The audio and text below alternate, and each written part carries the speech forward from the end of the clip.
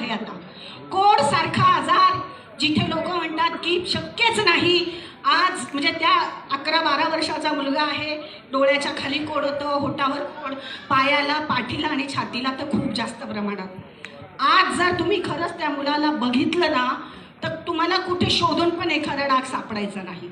इतका सुंदर रिझल्ट, खूप जबरदस्त.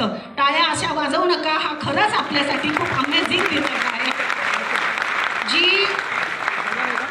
जी माय माऊली आपल्या मुलांसाठी खरंच असे त्रास असल्यावर खूप परेशान होते, पण ज्या वेळेला आपण रियाजचं आपलं प्रॉडक्ट त्यांना देतो, चांगल्या भावनेतनं देतो.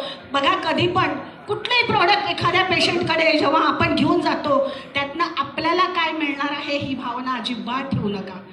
त्याला बरं वाटलं पाहिजे ही जेव्हा तुम्ही पॉझिटिव्ह तुमच्या डोक्यात किंवा मनात हा विचार ठेवता, 100% त्याला रिझल्ट येतोच.